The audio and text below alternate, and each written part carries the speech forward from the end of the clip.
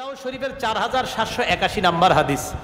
ইস্তাব্বা রাজুলান ইনদান নবী সাল্লাল্লাহু আলাইহি ওয়াসাল্লাম। আল্লাহ নবীর সামনে এক ব্যক্তি আরেক ব্যক্তির গালি দিস। গালি দেওয়ার পর এবার দেখেন কি হইছে, ফাজাআলা আহাদুহুমা তাহমাররু আইনা, দুইজনের একজনের রাগে তাহমাররু আইনা, চোখ দুইটা লাল হয়ে গেছে, হয় না? এরপরে দেখেন ওয়া তানতাফিখু আউদাজুহু, নবীজি তাকায় দেখে চোখ লাল, আবার গলার রগগুলা ফুলে যাইতেছে।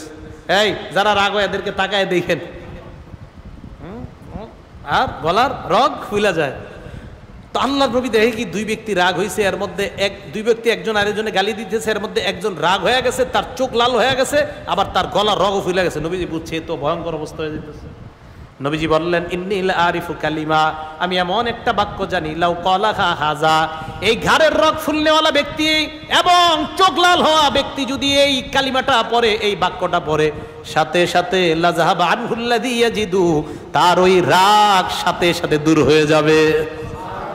সেই বাক্যটা কি? পড়েন আমার সাথে, আউযু বিল্লাহি মিনাশ শাইতানির রাজীম।